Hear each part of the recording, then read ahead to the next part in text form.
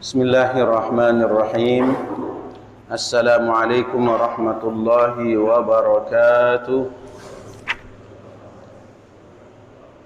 Alhamdulillah wassalatu wassalamu ala Rasulillah wa ala alihi wa sahbihi wa mawalah, amma ba'du. Bapak Ibu jamaah salat subuh Masjid Miftahul Jannah yang dimuliakan Allah Subhanahu wa taala. Alhamdulillah, syukur pada pagi hari ini kita bisa melaksanakan kewajiban kita sebagai hamba Allah Subhanahu wa taala, salat subuh secara berjamaah. Mudah-mudahan salat kita, ibadah kita, puasa kita dan seluruh amaliyah Ramadan kita diterima oleh Allah Subhanahu wa taala. Amin ya rabbal alamin. Bapak Ibu yang berbahagia, insyaallah pagi hari ini kita akan berbicara tentang zakat fitrah. Karena ini adalah merupakan hal yang berkaitan erat dengan puasa. Adapun zakat mal dan berbagai macam cabangnya sebenarnya tidak ada kaitan khusus dengan bulan Ramadan karena ukurannya adalah nisab. Bila dia sudah sampai nisab haul, maka itu wajib dikeluarkan zakat. Kalau seandainya hitungannya dari bulan Ramadan ke bulan Ramadan, ya itu sudah sampai satu haul. Adapun orang mungkin menghitungnya bukan pada bulan Ramadan, bulan lain, maka dikeluarkannya pada bulan yang ketika itu ia sudah mencapai 1 tahun. Tapi insya Allah nanti bila ada waktu kita akan berbicara tentang zakat mal secara global. Tapi pagi hari ini kita akan fokus kepada zakat fitrah. Kenapa?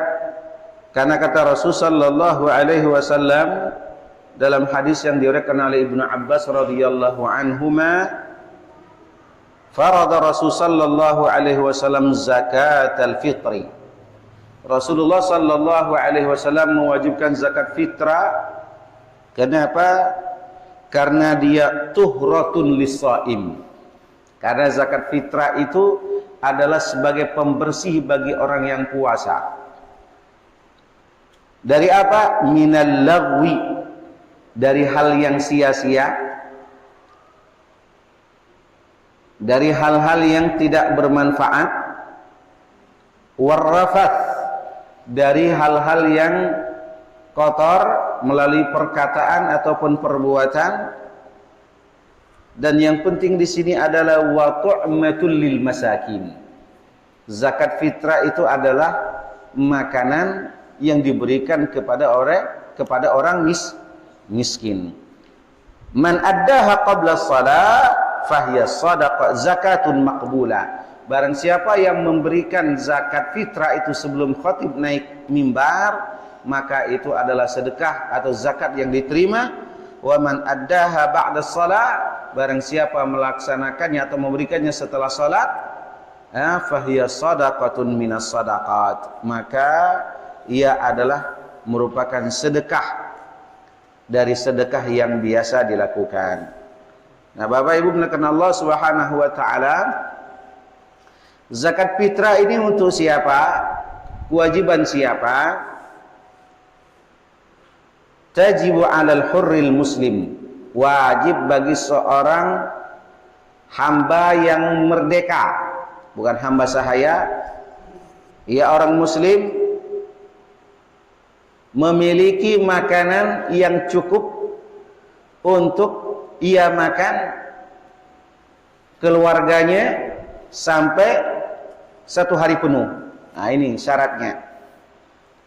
Jadi zakat fitrah itu wajib dikeluarkan bagi orang yang hidup pada hari itu sebelum khatib naik mimbar, maka ia wajib untuk mengeluarkan zakat.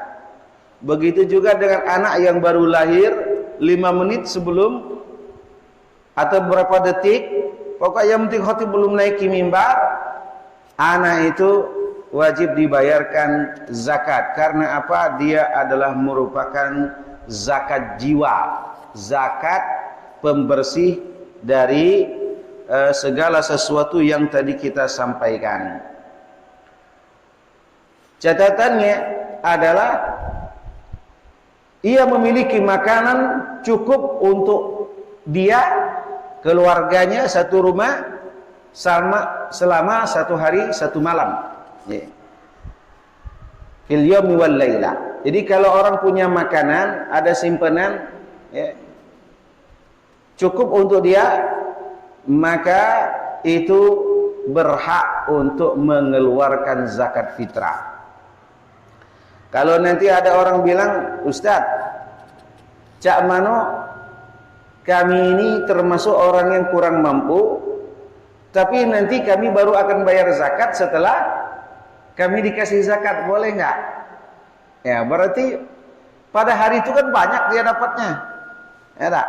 Maka tetap dia berkewajiban untuk membayar zakat fitrah. Jangan mentang-mentang, Ustaz, ini kan untuk saya makan beberapa hari kemudian. Ya. Yang penting sudah berlebih, cukup untuk hari itu untuk dia dan keluarganya, maka dia berkewajiban untuk membayar zakat fitrah. Siapa saja orang yang berada dalam tanggungannya. Kalau seandainya orang tuanya berada dalam tanggungannya, berarti orang tuanya itu harus dia bayarkan zakatnya. Jangan bayar zakat kepada orang tua. Enggak boleh. Karena orang tua itu sebenarnya tanggungan dia. Ustaz, aku tahun kemarin cuman Ustaz, zakatku nyekan ke rumah aku. Ya Allah, tega bener ya dah. Umat dibayarkan zakat, nama zakat. Beda kalau kita mau membayar zakat kepada bibi kita, paman kita, yang memang bukan tanggung jawab kita, gitu ya, tidak apa-apa. Malah itu termasuk afdalus sadaqat, sedekah pada kerabat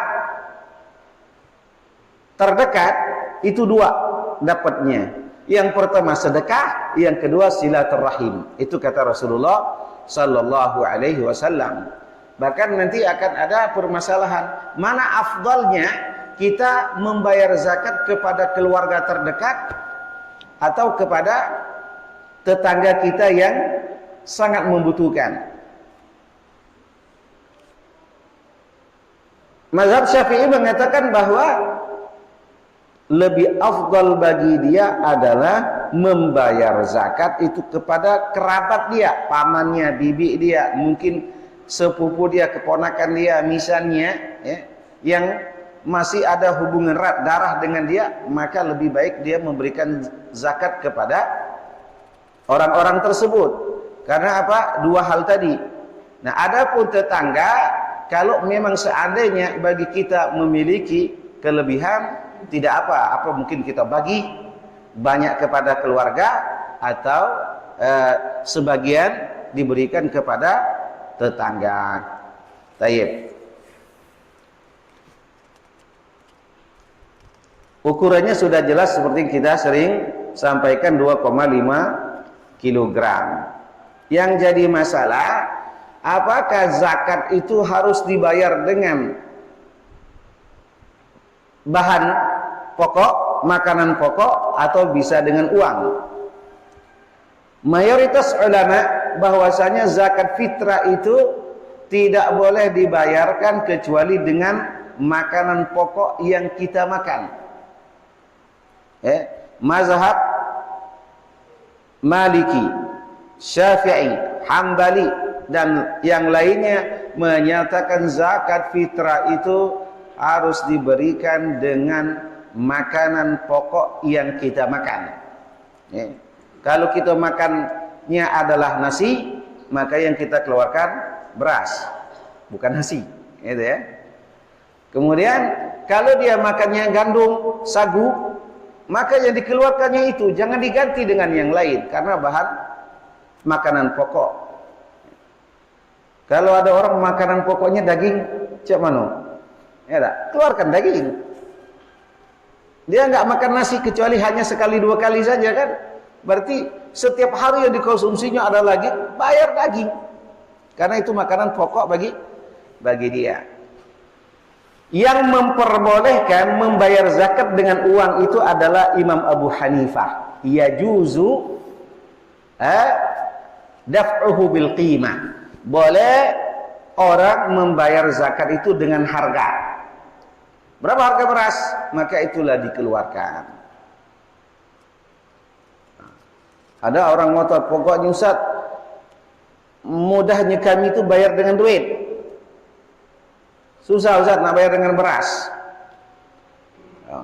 Dia ngotot masih tetap nak bermazhab Syafi'i, tapi aku nak mazhab Syafi'i ini Ustaz. Ya tidak masalah. Ya, kalau kita ingin membayar dengan duit.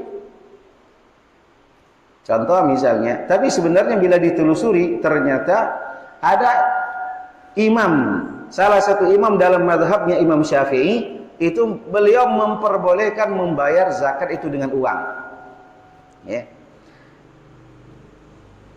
Jadi di dalam mazhab Imam Syafi'i itu ada Imam Nawawi, ada Imam Romli di antaranya, ada Imam Syadzili, ya, ada Imam Rafi'i. Nah, di antara mereka ini ternyata ada yang memperbolehkan membayar zakat dengan uang. Oh, enggak apa-apa Pak, berarti Bapak mengikuti salah satu pendapat imam dalam mazhab Imam Syafi'i. Bapak tetap Syafi'i, tapi mengikuti pendapatnya Imam Romli yang memperbolehkan membayar zakat dengan uang. Nah, makanya kadang-kadang orang begini, ini Imam Syafi'i loh, belum tentu Imam Syafi'i mengatakan, mungkin bisa saja salah satu dari Imam Syafi'i. Contoh, misalnya nanti kita akan masuk Imam Ahmad bin Hambal atau mazhab Hambali, itu kan banyak pengikut ulama-ulama terkenal dari mazhab Hambali. Di antaranya adalah Ibnu Taimiyah, Ibnu Qayyim, Ibnu Qudamah, ya kan? Nah, nanti Imam Ibnu Taimiyah akan berbeda pendapatnya dengan Imam Ahmad bin Hambal. Nanti kita akan masuk pada pembahasan kepada siapa zakat itu diberikan. Kapan zakat fitrah dikeluarkan? Nah, mayoritas ulama mengatakan setelah masuk bulan Ramadan maka zakat fitrah sudah boleh dikeluarkan. Tapi ada waktu yang afdal. Waktu afdal itu adalah sebelum khatib naik ke mimbar. Kalau kita nak ngejar afdal galau Pak, tidak tersalur kaki.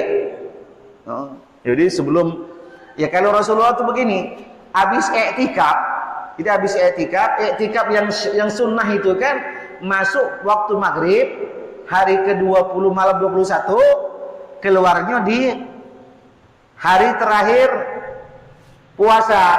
Hari ini mau sholat Idul Fitri, maka sekitar jam 6-an itu keluar, atau setelah subuh itu keluar dari masjid. Itu yang sebenarnya i'tikaf yang diajarkan oleh baginda Rasul. Nah, Rasulullah itu setelah sholat subuh beliau keliling membayar zakat untuk beliau dan keluarga beliau kepada orang-orang yang membutuhkan. Itulah yang afdolnya sebenarnya. Cuman kita tadi kalau kita nak mencari afdolnya, maka hari itu mungkin sibuk kita keliling kemana, ya, mencari mustahik, akhirnya tidak kecukupan waktu, tiba-tiba kita terlambat untuk melaksanakan salat. Maka kita mengambil boleh untuk membayar zakat itu mulai dari malam pertama sampai terakhir dari bulan Ramadan, dan kalau bisa itu dikoordinir agar nanti bisa sampai kepada mustahiknya. Oke.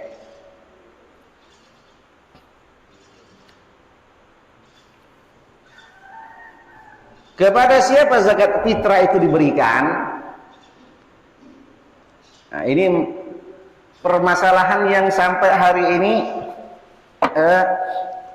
masih banyak orang yang bingung. Kalau zakat mal itu sudah jelas diberikan kepada 8 asnaf. Pertama adalah fakir, 2 miskin, 3 orang yang berhutang, 4 fisabilillah, ibnu sabil, mu'allaf, kemudian innamas shadaqatu lil fuqara wal masakin, amil, yang terakhir adalah amil. Nah, masalahnya yang menjadi pembahasan kita adalah amil. Amil ini siapakah amil itu? Amil zakat. Amil itu kan artinya pekerja. Amil itu adalah orang yang ditunjuk oleh negara. Kamu adalah amil zakat. Maka kerjaannya sepanjang tahun itu adalah mengumpulkan zakat. Maka mereka adalah amil. Atau mereka adalah perpanjangan tangan dari Basnas. Nah, ini Basnas punya orang di sini. Atau Laziz punya orang di sini. Yang kerjaan dia memang mengumpulkan zakat. Seperti ada lembaga zakat IZI namanya, Inisiatif Zakat Indonesia. Ada Laziz, ya, ada Basnas. Nah, adapun mereka yang cuman temporer, ya, baru kerja 2 hari sebelum Idul Fitri, apakah mereka disebut amil zakat? Mayoritas mengatakan mereka bukanlah amil zakat, tapi mereka adalah relawan atau disebut dengan panitia. Maka disinilah terjadi perbedaan. Apakah mereka itu berhak mendapatkan zakat atau tidak? Karena dia bukan kerjaannya sehari-hari selama 1 tahun itu adalah pengumpul zakat, tapi mereka cuma mengkoordinir dalam waktu yang dekat, cuma 2-3 hari. Berhakkah mereka mendapatkan zakat? Disinilah yang menjadi perdebatan sengit. Kebanyakan mereka mengatakan mereka bukanlah amil zakat, tapi mereka adalah orang yang relawan atau pengumpul atau panitia. Boleh diberikan kepada mereka sekedar upah mereka selama berapa hari itu, gitu ya. Kalau mereka tidak mau, tidak masalah. Kami cuman relawan pengumpul. Mudah-mudahan dengan dikoordinir seperti ini, zakat terkumpul dengan baik dan bisa tersalurkan dengan baik. Taib. Kepada siapa zakat fitrah? Nah, ini masalahnya. Pertama, mazhab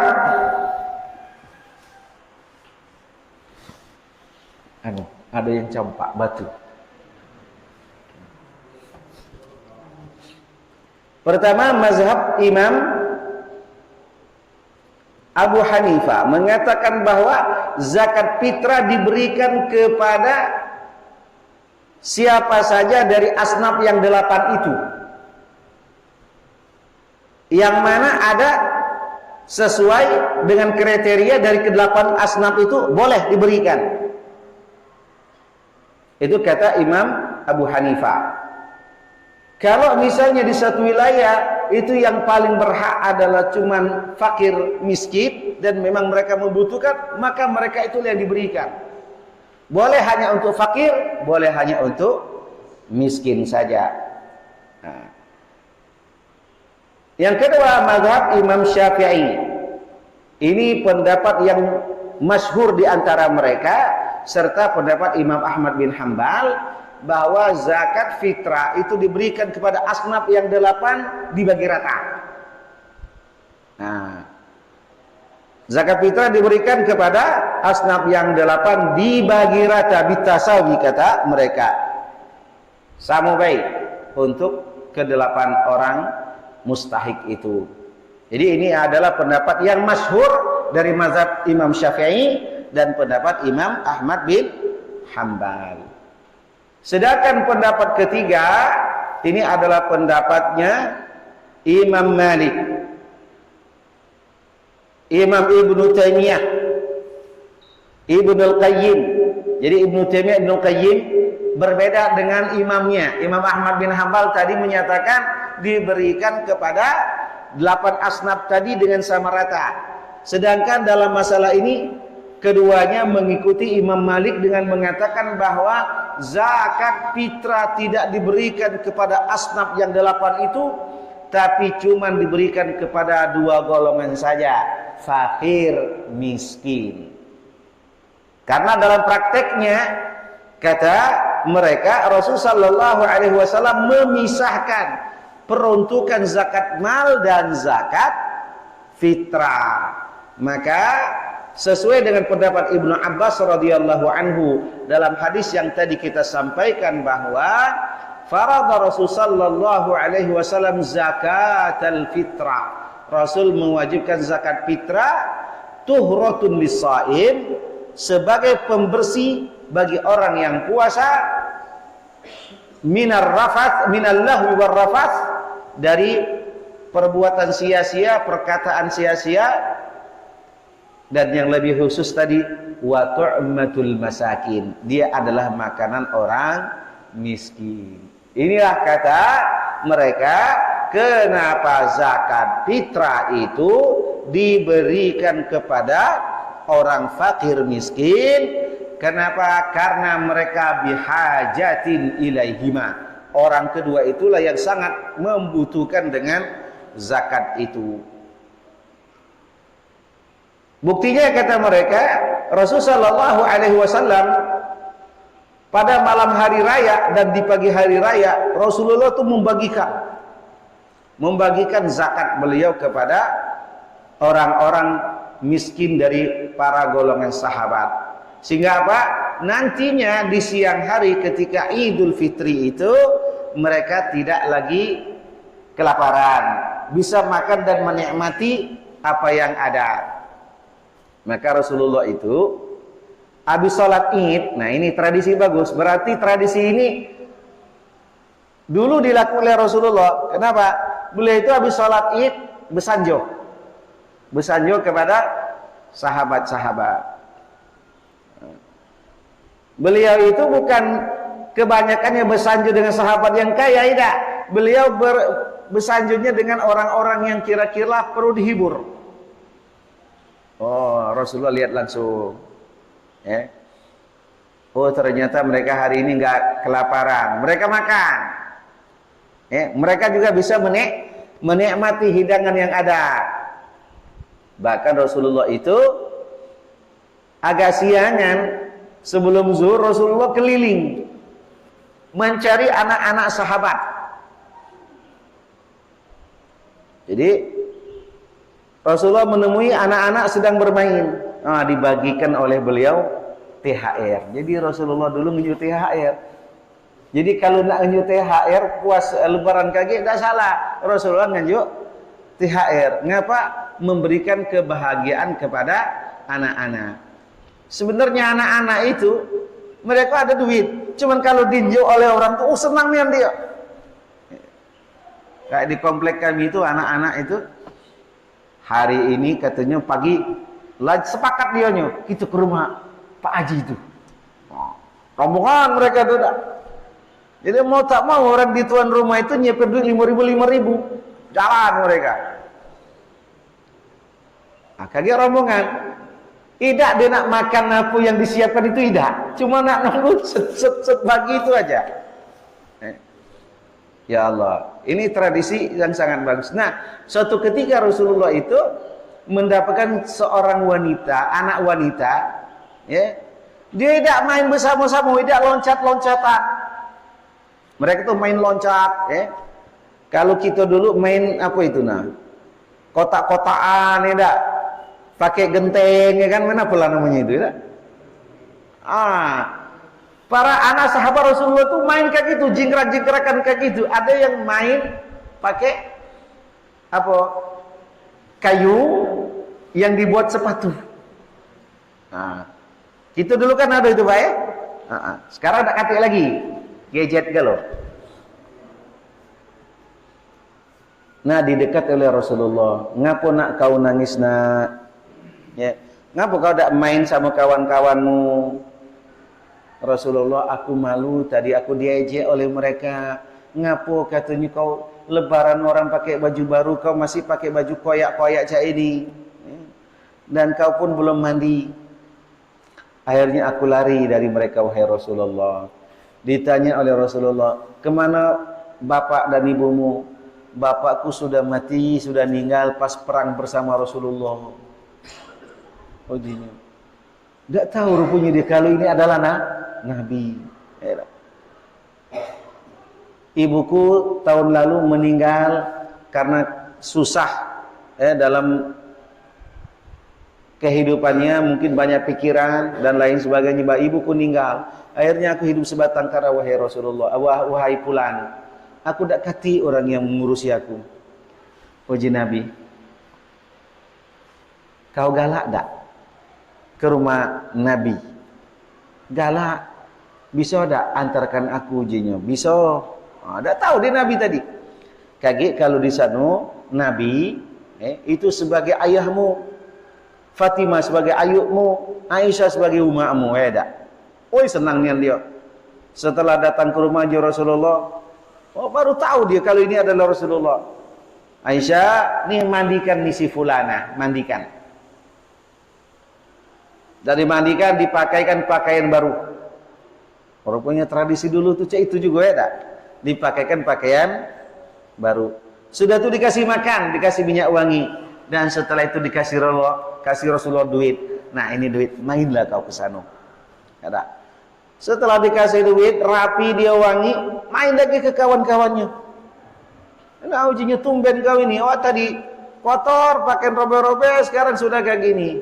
Aku sudah dapat orang tua. Tahu tak kamu orang tua aku lebih hebat dari kamu katanya. Siapa Nabi dia? Aku dipakaikan oleh ibuku Aisyah baju. Dan aku pun diberikan oleh Rasulullah uang untuk bermain. Nah, apa kata anak-anak tersebut? Oke, kita main bersama. Rupanya dengan seperti itu, ya biasalah ya. Status sosial itu kadang-kadang ya menentukan bagaimana dalam pergaulan kita ya. Bapak Ibu mulakan Allah Subhanahu wa taala. Itulah Rasul sallallahu alaihi wasallam. Maka habis salat Id itu Rasulullah tidak langsung ke rumah Ali bin Abi Thalib, tidak. Tapi Rasulullah ke rumah para sahabat yang lain. Ada seorang sahabat itu ya lewat di depan rumah Ali bin Abi Thalib. Nangis dia. Akhirnya bergegas mencari Rasulullah sallallahu alaihi wasallam. Rasulullah tahu belum? Kenapa? Hari ini orang semua senang. Hari ini orang makan daging, makan apa yang mereka bisa nikmati. Tapi wahai Rasulullah, menantumu, anak tercintamu, dan kedua cucumu sekarang ini memprihatinkan sekali. Kenapa uji Rasulullah? Ayo ikut aku katanya. Oh ternyata pintu rumah Ali bin Abi Thalib itu terbuka. Manlah terbuka, lah terlihat galau, tercium galau, oleh kecil ukurannya tak. Memang tercium bau masakan apek. Jadi kalau gandum atau terigu itu yang sudah agak kurang bagus dimasak kan masih kelihatan, masih terasa baunya tak. Nitiklah air mata Rasulullah. Berdiri beliau di depan pintu, tak berani masuk. Tapi sang anak merasa kalau Rasulullah itu ada. Keluarlah dia. Apa kata Fatimah? Malaka ya abata. Ayahku, kenapa kau demikian? Kenapa kau tidak masuk? Tidak, kata Rasulullah. Desekanya air mata beliau. Fatimah pun tidak nampakkan dia sedih. Tak? Rasulullah hanya mengatakan, lakumul jannah, lakumul jannah, lakumul jannah. Bagi kalian adalah surga, bagi kalian adalah surga, bagi kalian adalah surga. Subhanallah. Kenapa Rasulullah enggak membagikan zakat kepada mereka? Karena memang keturunan Rasulullah itu tidak berhak mendapatkan zakat, apalagi sedekah. Tapi kalau hadiah, pemberian, mereka mengambilnya. Oleh karena itu mereka tidak sampai hari ini tidak mengambil zakat atau sedekah. Tapi Bapak Ibu mulakan Allah Subhanahu wa taala, ini adalah kepada siapa zakat itu diberikan. Tadi kita sudah sampaikan mazhab Imam Abu Hanifah memperbolehkan membayar dengan uang. Mayoritas mazhab Imam Syafi'i dan Imam Hambali mengatakan bahwa zakat itu diberikan kepada asnaf yang 8, diberikan dengan secara merata. Sedangkan mazhabnya Imam Malik dan Ibnu Taimiyah serta Ibnu Qayyim, zakat fitrah hanya diberikan kepada fakir miskin. Oke. Bolehkah kita membayar zakat kepada orangnya langsung? Ini ada orang nih kita tuju, pokoknya aku nak bayar zakat ke si fulan. Boleh. Bolehkah membayar zakat blok nih satu rumah kita kasihkan kepada orang itu?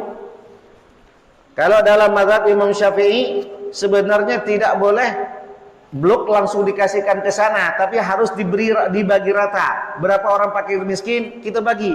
Nah, nama ini untuk ke situ, nama ini untuk ke situ, nama ini untuk ke situ.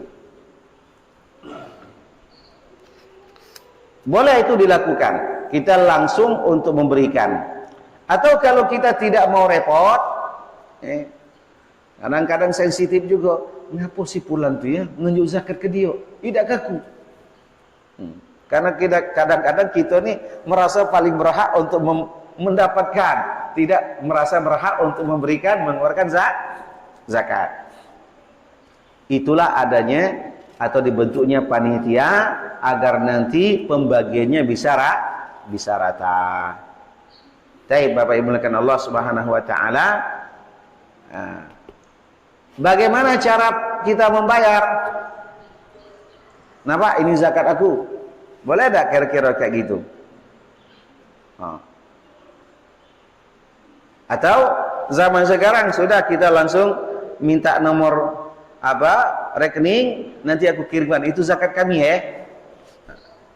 Sebenarnya zakat itu yang lebih baik, ada ijab kabulnya, ada akadnya, ada bacaannya. Contoh, kita datang kepada amil, Pak, ini zakat kami sekeluarga atas nama si fulan. Baru dibacakan, nawaitu an ukhrijaz zakatal fitri an nafsi wa zaujati wa auladi. Saya berniat mengeluarkan zakat fitrah untuk aku, anakku dan keluargaku. Baru kita berdoa. Apa doanya? Allahumma ja'alha maghnaman wa la taj'alha maghraman. Ya Allah, jadikan apa yang aku keluarkan ini sebagai tabungan, bukan sebagai hutang. Nah, itu kita berdoa. Allahumma ja'alha maghnaman wa la taj'alha maghraman. Pendek. Jadi, setelah kita berniat, kita berdoa di depan orang yang menerima tadi. Ini tata caranya. Apa dibacakan? Allahumma ja'alha maghnaman wa la taj'alha maghraman. Ya Allah, jadikan ini tabungan, jangan engkau jadikan ini sebagai hutang. Sudah diterima, baru orang yang menerima dia mengucapkan ajarakallahu fima a'taita wa ja'alahu laka tahuran wa baraka laka fima abqaita. 3 penggal kata untuk yang menerima. Ajarakallahu fima a'taita. Moga-mogahan Allah Subhanahu wa taala memberikan balasan terhadap apa yang kau berikan. Wa ja'alahu laka tahuran, dan Allah jadikan itu bagimu sebagai pembersih hati, pembersih jiwa. Wa baraka laka fima abqaita, dan mudah-mudahan Allah Subhanahu wa taala memberkahi apa yang engkau sisakan. Nah, ini doa diajarkan oleh Nabi agar kita yang menerimanya membacakan itu. Ini adab dan tata cara kita membayar zakat. Kenapa kita dengan adab seperti itu? Agar mungkin orang dia ini mentang-mentang berduit, basing baik. Aku bayar zakat ya, zakat ya.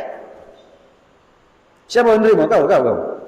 Nah, mungkin orang dengan gaya gitu kan tersinggung. Duduk kita baik-baik, datang. Kalau ada orang yang kita tuju, misalnya siapa? Nek, kek, bi, paman, ini zakat aku. Atas nama aku, anak aku, bini aku, tolong terimakan. Nah, diterimanya dengan ikhlas.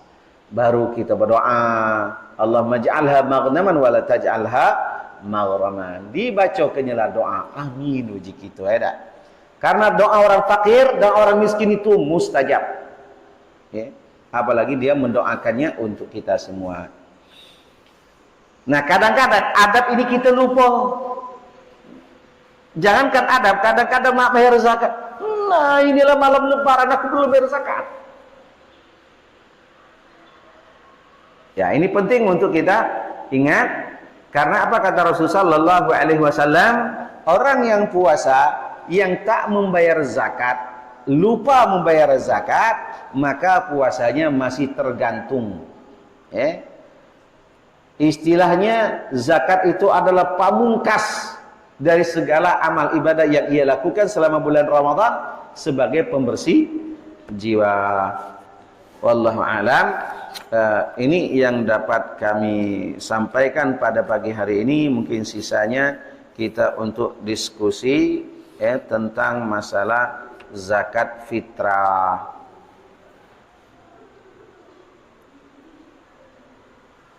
Silakan kalau ada. Pak. Assalamualaikum warahmatullahi wabarakatuh.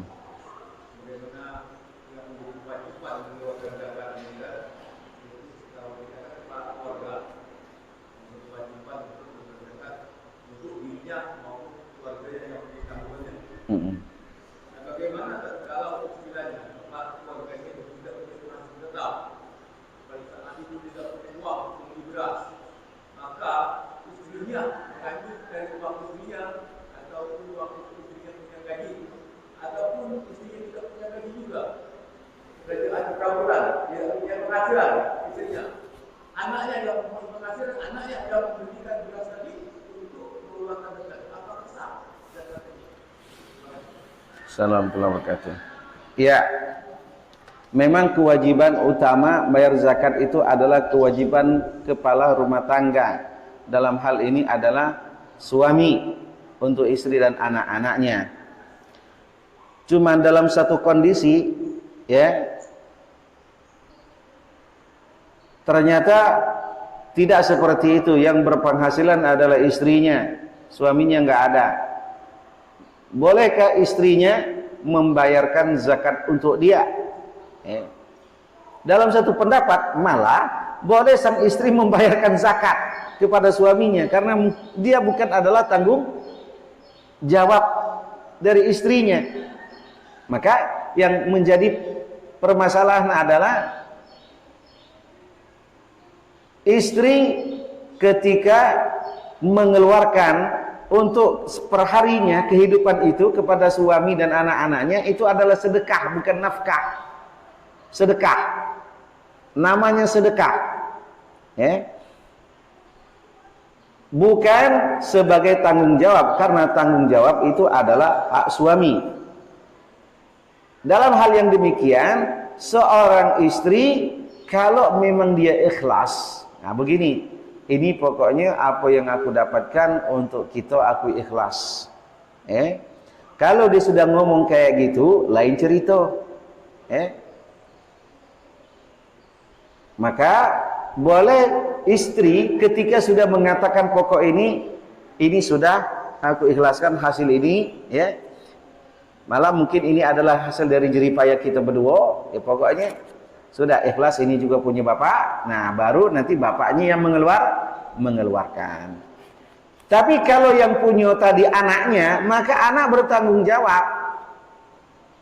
Karena Di dalam hadis itu anta wa maluka li abika, engkau dan hartamu adalah milik orang tuamu. Ini kan kisahnya panjang ini. Jadi suatu ketika seorang ayah itu memiliki anak lebih daripada 8 kalau tidak salah dalam riwayat. Nah, anaknya yang pertama ini sudah nikah duluan dan lebih mapan. Sedangkan ayahnya ini harus menanggung anak yang masih tersisa 7 orang. Dan dia untuk memberi nafkah itu tidak cukup. Maka dia selalu pinjam kepada anaknya. Karena lah keseringan, akhirnya apa? Anaknya ini nggak tahan lagi. Nah, karena bapaknya sudah nggak punya penghasilan, akhirnya apa? Diambilnya harta anaknya itu untuk menghidupi anak-anaknya yang ada. Dilaporkanlah perihal ayahnya ini kepada Rasulullah. Nah, akhirnya keduanya dipanggil oleh Rasulullah Shallallahu Alaihi Wasallam. Sebenarnya anaknya bilang begini, aku melakukan itu agar ayahku ada efek jerahnya. Setelah hadir kedua-duanya ditanya oleh Rasulullah, wahai fulan, benarkah apa yang dilaporkan oleh anakmu tentang perilakumu yang mengambil hartanya? Benar wahai Rasulullah. Ngapa kau lakukan itu? Rasulullah, aku tidak kasih penghasilan. Sedangkan hidup aku ini ya seperti ini dan tanggunganku banyak. Aku sebenarnya tidak niat wahai Rasulullah untuk ngambilnya. Aku mau pinjem. Ya. Orang tua itu kepada anak enggak tega. Tak kati orang tua itu nak minta ke anaknya. Paling kalau dia kepepet bahasanya minjam. Akhirnya apa? Rasulullah bilang kepada anaknya, wahai fulan, dengarkah engkau apa yang dikatakan oleh ayahmu? Dengar. Nah, tadinya agak senang nih sang anak. Mudah-mudahan bapak aku jero katanya tak. Tapi apa kata Rasulullah Shallallahu Alaihi Wasallam? Anta wa maluka li abika. Engkau dan hartamu itu pada hakikatnya milik ayahmu. Nah.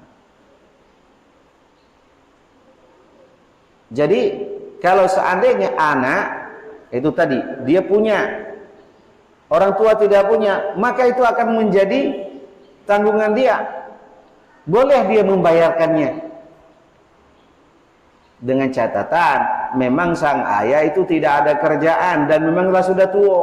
Kalau masih muda, masih pacak berusaha. Kan kadang kita ni lah malas duluan. Awak masih muda malas usaha, apalagi ya nengok anaknya lah sukses, sudahlah, ngapus susah-susah kita lagi ya dak. Ini yang penting untuk jadi pembahasan kita. Jadi boleh pak anaknya yang bayar, pak. Waalaikumsalam warahmatullahi.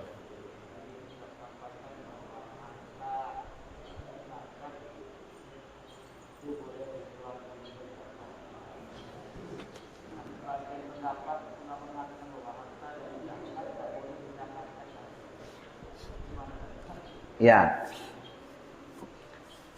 harta yang dari zakat tidak boleh dikeluarkan lagi. Itu memang betul. Cuman masalahnya dia kan ada kewajiban untuk membayar zakat dengan ketentuan apa yang didapatkan oleh dia itu sudah lebih. Ya. Untuk dia hidup sehari semalam itu sudah lebih. Mungkin dia dapat 10 kilo. Ala lebih. Untuk dia derek, keluarkanlah. Dan kemungkinan dia masih ada pendapatan lain selain dari zakat itu. Nah, ketepatan hari-hari itu mungkin dia belum dapat. Tapi ketika itu berlebih, boleh dia mengeluarkannya dari itu apa yang dia dapatkan.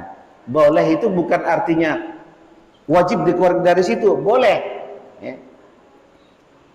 Seperti ada yang datang kepada Imam Hasan Al-Basri, wahai Imam, aku ini kan termasuk orang yang berhak. Tapi alhamdulillah hari ini banyak yang aku dapatkan. Cak mana boleh aku keluarkan? Keluarkan uji. Imam Hasan Al-Basri akhirnya orang itu mengeluarkan zakat untuk dirinya. Ada lagi? Tidak tahu yang mana yang dulu tadi. Yang tua baiklah. Nah.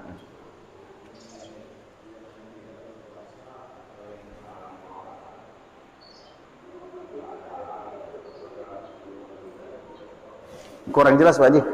Yang tidak berpuasa atau yang berhalangan ada halangan berpuasa itu Kurang jelas tadi Pak.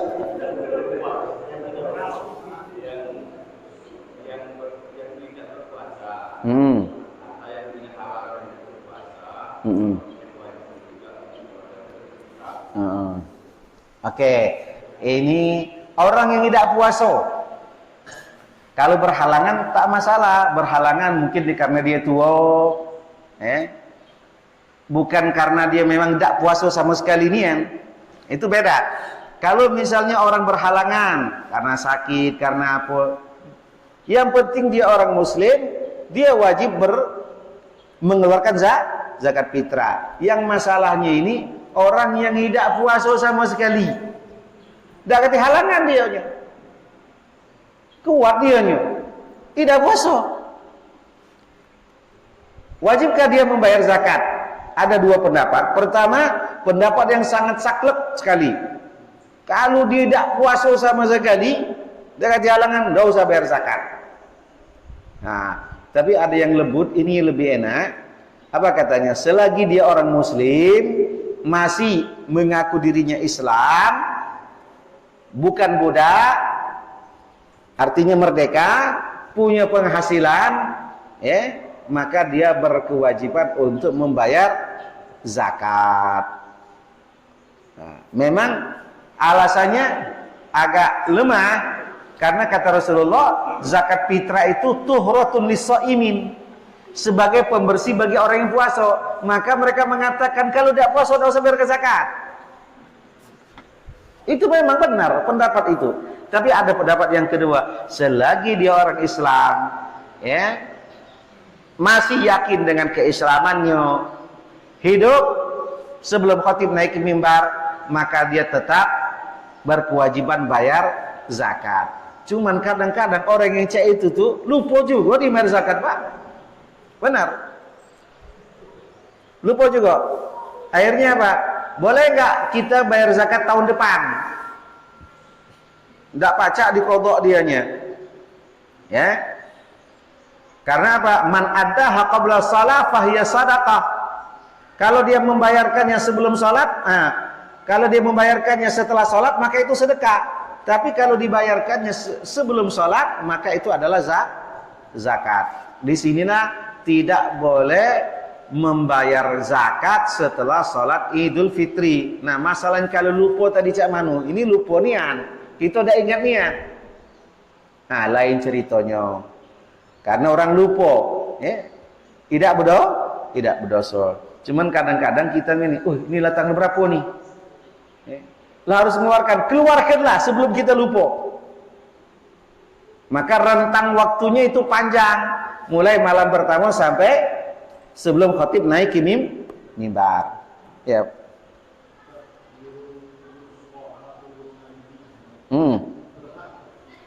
Ya, guru sekolah, guru ngaji, mereka tergolong dengan fisabilillah.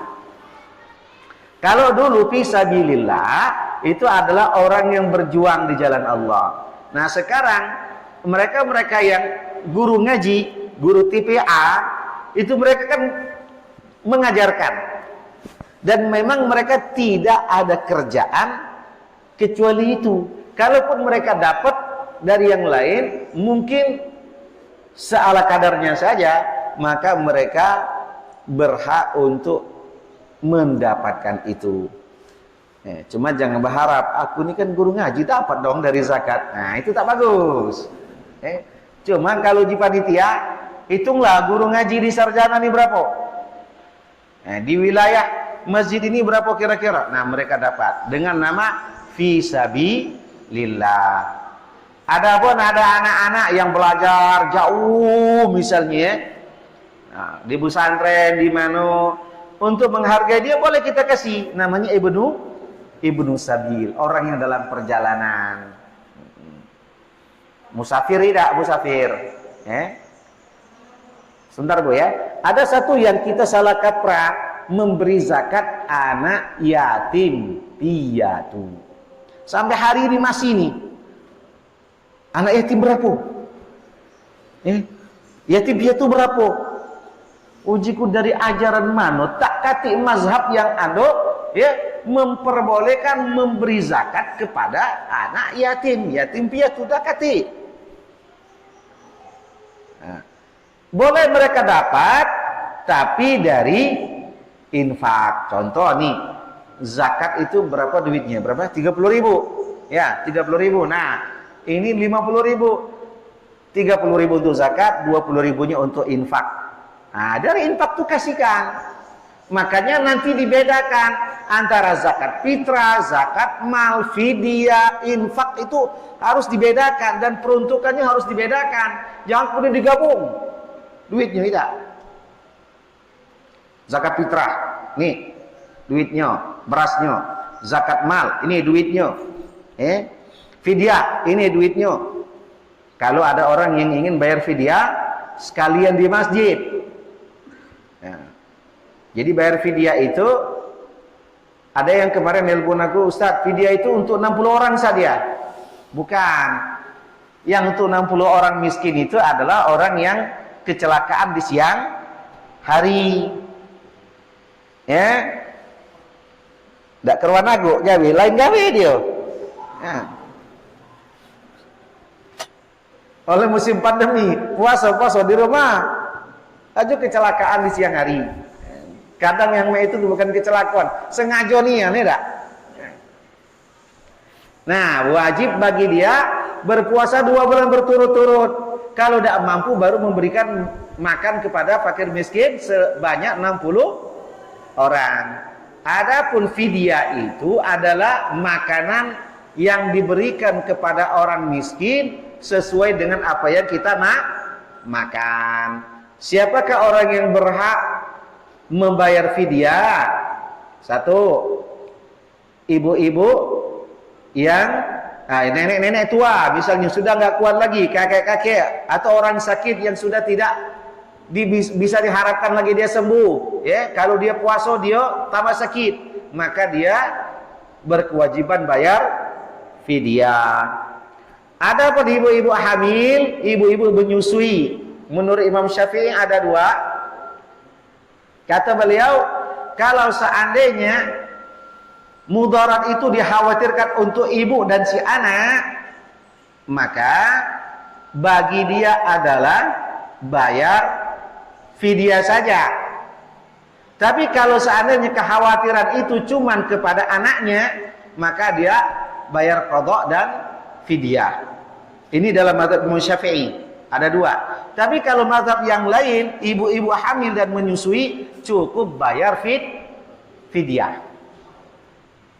Nah, milih yang mana? Ustaz, aku bayar fidyah baik, tidak usah qadha lagi. Nah, yang lemahnya dah ambilnya. Ya tak? Tak apa-apa kan Ustaz, aku keluar. Tidak apa-apa dari, cuman jangan ngambil yang lemahnya.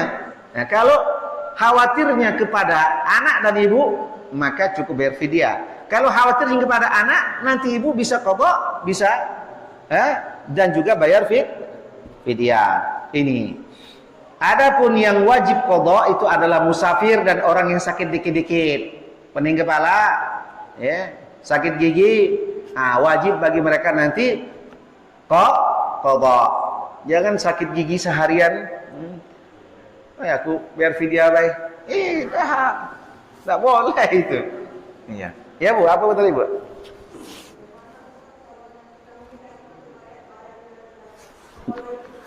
Tidak jelas Bu.